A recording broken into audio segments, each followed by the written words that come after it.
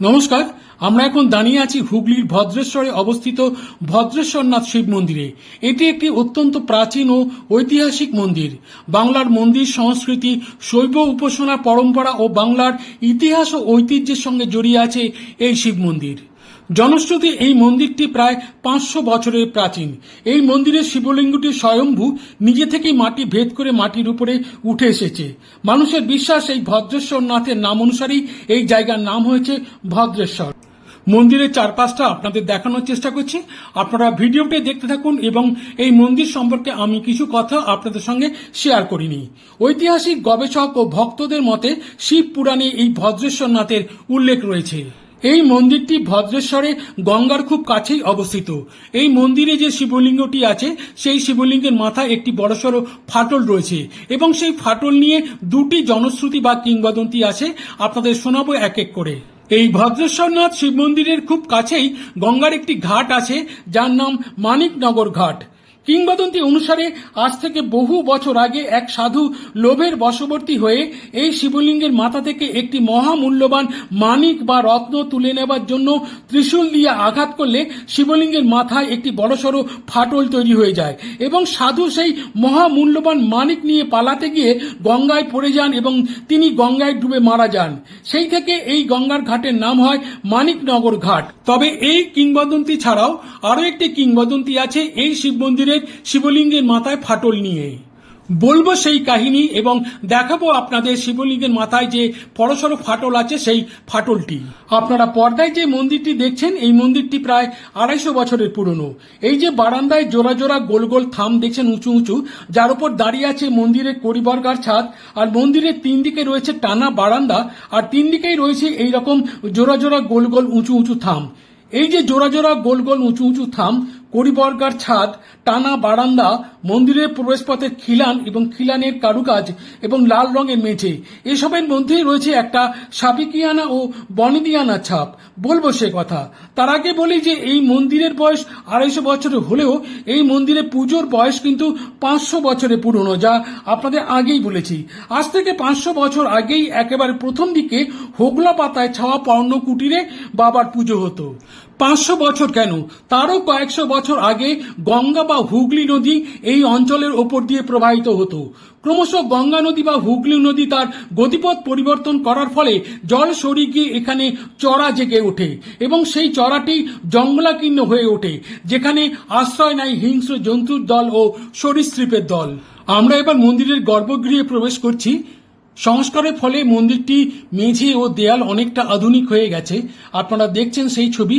আর গর্ভগৃহের মাঝখানে সাদা মার্বেল পাথর দিয়ে বাঁধানো চৌকো জায়গার মধ্যে রয়েছে শিবলিঙ্গ, যে শিবলিঙ্গের মাথার উপর রয়েছে আকন্দ ফুলের মালা এবং অন্যান্য ফুল ও বেলপাতা, আর বাবার মাথায় কেউ দুধ ঢেলেছেন তার চিহ্ন দেখা যাচ্ছে। এই মন্দিরে প্রতিদিনই বহু ভক্ত আসেন বাবার মাথায় জল ঢালতে, বাবাকে পুজো দিতে। এই শিবলিঙ্গের মাথাতেই রয়েছে সেই বড়সড় ফাটলের চিহ্ন। দেখাবো আপনাদের সেই চিহ্ন এবং শোনাবো আরেকটি কিংবদন্তি যেটা আপনাদের আগে বলা হয়নি। আপনারা মন্দিরের গর্ভগৃহের দৃশ্য দেখতে থাকুন আর আমি আপনাদের একটু একটু করে এই মন্দিরের কাহিনী শোনাতে থাকি। আগে বলেছি যে আজ থেকে কয়েকশো বছর আগে এই অঞ্চলটি জঙ্গলাকীর্ণ ছিল। তারপর অষ্টাদশ শতকের শেষের দিকে ইস্ট ইন্ডিয়া কোম্পানি ভাগীরথী নদীর পশ্চিম দিকের বিস্তীর্ণ অঞ্চলকে হুগলি জেলা হিসেবে চিহ্নিত করে এবং এই অঞ্চলটি হুগলি জেলার অন্তর্ভুক্ত হয়। তারপর এই অঞ্চলে শুরু হয় কলকারখানার স্থাপন। চাষবাস আগে থাকতেই হতো, তো কলকারখানা তৈরি হওয়ার পর সেখানে কাজের জন্য প্রচুর মানুষের প্রয়োজন হয়ে পড়ে। ফলে স্থানীয় মানুষজন ছাড়াও জীবিকার সন্ধানে বহু জায়গা থেকে মানুষ এখানে চলে আসেন এবং কলকারখানায় তাদের কাজ জুটে যায়। তারাই এখানকার জঙ্গল পরিষ্কার করে বসতি স্থাপন করে এবং সেই জঙ্গলে বসতি স্থাপন ও চাষের জমি তৈরি করতে গিয়েই জঙ্গল কেটে তারা এই শিবলিঙ্গটিকে আবিষ্কার করে এবং শোনা যায় যে জঙ্গল পরিষ্কার করতে গিয়ে কোদালের আঘাতে এই শিবলিঙ্গের মাথায় একটি ফাটল তৈরি হয়। এটি হলো দ্বিতীয় কিংবদন্তি। শোনা যায় সেই খবর চতুর্দিকে ছড়িয়ে পড়ে এবং এই অঞ্চলটি সেই সময় বর্ধমান রাজার এখতিয়ারে থাকায় তার কানে গিয়ে খবরটি পৌঁছয় এবং তিনি এখানে এসে একটি মন্দির নির্মাণ করে দিয়েছিলেন। তার আগে অবশ্য এখানকার মানুষেরা কিন্তু পর্ণকুটির স্থাপন করে শিবলিঙ্গটিকে পুজো করা শুরু করে দিয়েছিলেন। কিন্তু তারপর যে কোনো কারণেই হোক এই মন্দিরটি বহু বছর লোকচক্ষুর অন্তরালেই থেকে যায় এবং মন্দিরটি জরাজীর্ণ হয়ে পড়ে।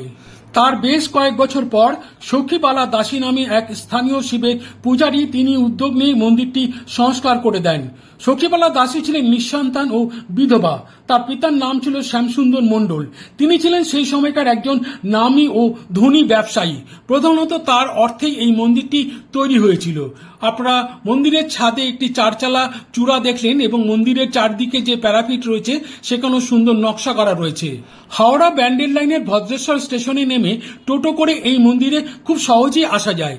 এবারে চলুন এই মন্দিরের একজন সেবায়েতের কাছ থেকে এই মন্দিরের ইতিহাস এবং পুজো দেওয়ার নানা নিয়মাবলী এবং এই মন্দিরে কবে কবে কি কি বিশেষ উৎসব পালিত হয়, কি কি পুজো হয় তার সবকিছু জেনে নেব মন্দিরের পুরোহিতের কাছ থেকে। চলুন তার সঙ্গে একটু কথা বলে নেওয়া যাক। আমরা এখন দাঁড়িয়ে আছি ভদ্রেশ্বরনাথ শিব মন্দিরে ভদ্রেশ্বরে। ক্যামেরা যাকে দেখা যাচ্ছে তিনি এই মন্দিরের একজন সেবায়েত। ওনার সঙ্গে আলাপ করে জানতে পারলাম যে উনি সেবায়েতদের অষ্টম বংশধর আর কি, অষ্টম পুরুষ, যিনি যারা লাগাতার এই মন্দিরের সেবায়েতের কাজে নিযুক্ত আছেন। তো এবার দাদার নামটা একটু শুনে নিন। প্রশান্ত মুখার্জি। আপনি কত বছর এখানে মন্দিরের সেবায়েতের কাজে নিযুক্ত আছেন? 30 বছর। মানে আপনি হচ্ছে আমার বয়স আমার একবার আমার বয়স। আচ্ছা, আপনার আগে বলছেন আপনি বাবা জেঠু দাদু তার বাবা তার সেইভাবে বংশ পরম্পরা হয়ে আছে। আর আপনি হচ্ছেন অষ্টম জেনারেশন। আগে 7 পুরুষ করেছি। আগে 7 পুরুষ আপনাদের এই মন্দিরের সেবায়েতের কাজে নিযুক্ত ছিল, এখন আপনি করছেন। আপনিও 30 বছর উপর হয়ে গেলেন। এই মন্দিরে কি কি উৎসব হয় একটু বলবেন? বাবার মেন উৎসব হচ্ছে শিবরাত্রির সময় শিব যজ্ঞ হয়। আচ্ছা, সবথেকে নিজের পুজো হয়। শ্রাবণ মাসে বৈশাখ মাস একইভাবে বাবার 365 দিন মন্দির খোলা, 365 দিন উৎসব। তার মধ্যে শ্রাবণ মাস যেমন করে যে সন্ধ্যাগুলি বিশেষ ধর্মীয় অনুষ্ঠান, পুজোর অনুষ্ঠান এগুলো হয়। শিবরাত্রি মেলা মেলা বৈশাখ মাসে আর শ্রাবণ মাসে শিবরাত্রির সময় মেলা হচ্ছে, যেখানে নানা রকম আমাদের বাড়ির গল্পের আর ভোগ কি দেওয়া হয় বাবাকে? 365 দিন নিত্য 65 দিন অন্য ভোগ দেওয়া হয় না? একটাই পরমাণু সকাল 65 দিন একমাত্র বাবার 3বার আরতি হয়।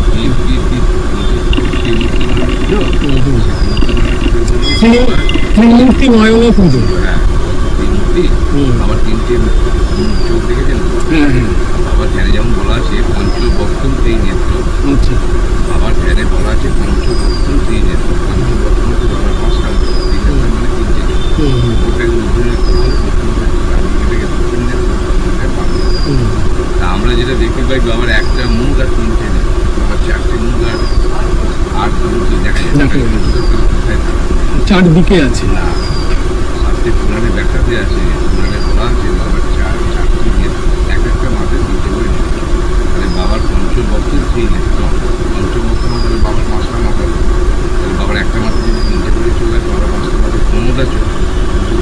যেটা আমরা দৃশ্যমান যেটা দেখতে পাই সেটা হচ্ছে বাবার একটা মাথা 3 করে 4টে মাথা 12টা চোখ থাকে।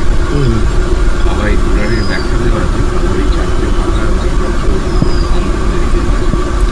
যেদিন এই চোখ খুলবে বিশ্বাস যার জন্য বাবা বলে থাকবেন তিনি একটা মাথা এখানেই যাবেন, যে কোনো তারকেশ্বর কেদার প্রতি কাছে বিশ্বনাথে সব জায়গাতেই দেখতে পাবেন বাবার একটা একটা ভালো জিনিস। আবার আমাদের যেটা বললেন যে বাবার পরমান্ন দেওয়া হয়, একমাত্র মানে পরমান্ন কি 3 বেলায় দেওয়া হয় না। বাবা কি করবেন, বাবাকে স্নান করেন, বাবার পাশে যে মঙ্গল আরতিটা করা হয়, মঙ্গল আরতি করবেন যেটা নিয়ম সূর্যোদয়ের পূর্বে, মানে নিয়ম আছে সূর্যোদয় 24 মিনিট পূর্বে, যেটাকে 1 দণ্ড বলা হয়। 1 দণ্ড 24 মিনিট 1 দণ্ডের পূর্বে বাবাকে মঙ্গল আরতিটা করা হয়। প্রত্যেকটি মন্দির 4:30টার মধ্যে দেওয়া হয়। এবার সূর্যাস্ত যেভাবে সূর্য উদয় যে টাইমে থাকে তার মোটামুটি আমরা 21 মিনিট শুরু করতে পারে না, শুধু মোটামুটি বিফোর 24 মিনিট আগে 1 দণ্ড আগে করা হয়। মঙ্গল আরতি প্রতিদিন 5টা মিনিট হবে। ঘর আছে। এই করে বাবাকে স্নান টান করানো হয়, স্নান টান করে বাবাকে সাজিয়ে গুছিয়ে আচ্ছা, এটা কটার সময়? দীপনের বাবাটা নাম আছে দুপুর হলো, হ্যাঁ। মানে এক একটা মাসে এক একটা নিয়ম। যেমন এখন শ্রাবণ সূর্যের অবস্থান অনুযায়ী। না, যেমন ব্যাপার দুর্বান্ন মধ্যাহ্ন অপরাহ্ন সায়ন, চারটে ভাগ। দুর্বান্ন মধ্যাহ্ন অপরাহ্ন সায়ন। দুর্বান্ন হচ্ছে সকাল, এখন শ্রাবণ মাসে 12টা মাসের মধ্যে, বাংলার 12টা মাসের মধ্যে 12টা মাসে দুর্বান্নের টাইম থাকে, টাইম থেকে 9টা 25 পর্যন্ত টাইম থাকে। তারপরে আনন্দ অপরাহ্ন আনন্দ অপরাহ্ন মুখী বাবা বাবা দেওয়ার নিয়ম। আমার 12টা সাড়ে 12টা ম্যাক্সিমাম এই সোমবার দিন যেমন একটু দেরি হয়, জল দিতে আসতে তুমি সেটাই জিজ্ঞেস করছো। একটার মধ্যে ম্যাক্সিমাম হয়ে যায়। কখনই তার বেশি এবং মন্দির কারণ দুপুরে ওখানে বন্ধ হয়, মোটামুটি বাবার ভোগ নিবেদন করে 1টার মধ্যে মন্দির বন্ধ হয়ে যায়। আবার আবার বিকেলবেলা 5টার পর মন্দির খোলা হয়, 4:30 5:30 মন্দির খোলা হয়। সন্ধ্যারতি, সাড়ে 9টা দেওয়া হয়, সন্ধ্যাবেলা কটার সময়? 7টা 7টা থেকে সন্ধ্যারতি 8টা 8:30 মন্দির খোলা থাকে, তারপর আর প্রতি সোমবার এমনিতেই বাবার মাথায় জল ঢালার কিছু ভক্তরা আসেন। 365 দিনে সোমবার দিন একটু বেশি হয়। সোমবারে শ্রাবণ মাসে এই শ্রাবণ মাসটা হয়, চৈত্র মাসের শ্রাবণ সোমবার দিন হয় সব সোমবারই হয়। এবার সোমবার দিন আলাদা করে একটু বেশি। হ্যাঁ, এবার আপনার নামটা একবার বলুন। সুশান্ত মুখার্জি। এবারে এই পুরোহিত মশাই শিবলিঙ্গের ওপরে যে ফাটলটি আছে সেই ফাটলটি আমাদের দেখাবেন। এই দেখুন সেই ফাটলটি।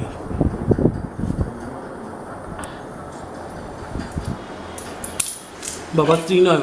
হ্যাঁ, যেমন ত্রিনয়নের বেলপাতা দেখেছেন তো? ত্রিনয়ন, হ্যাঁ হ্যাঁ হ্যাঁ। এর কারণ জানা আছে আপনার?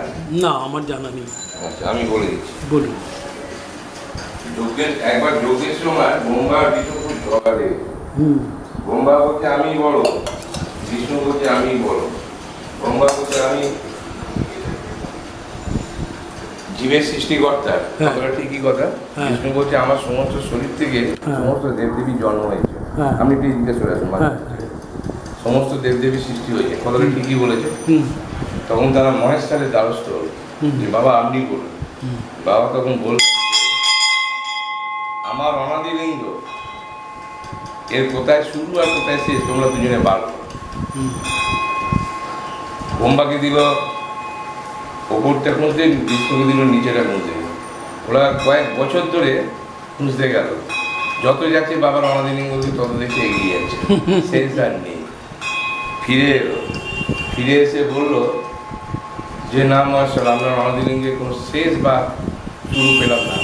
তখন বললো শোনো আমিই বড়। ওই জন্য বেলপাতার ওপরে যে পাতা ওটা মহেশ্বরের অবস্থান, ডান দিকে হচ্ছে ব্রহ্মা, বাঁ দিকে হচ্ছে বিষ্ণু। আচ্ছা। যার জন্য বেলপাতা। আর এই যে বাবার মাথায় বলছেন যে উনি বলছেন যে মাথাটা একটু ফাটা আছে, এই যে। একটু দেখান একটু। তো এই যে বাবার মাথার পাতা। ও আচ্ছা, এই যে ফাটল, হ্যাঁ। এই ফাটলটা যেটা আছে। এটা বাবাকে আরাধ করা হয়েছিল, ইয়ে করা হয়েছিল। মাসে আপনার চলে যাবে না, ঠিক আছে। আমার কাউকে দেখছি ওই 12:30 সময় এলো, কেউ কিছু জোগাড় করেনি, পরিষ্কার করেনি।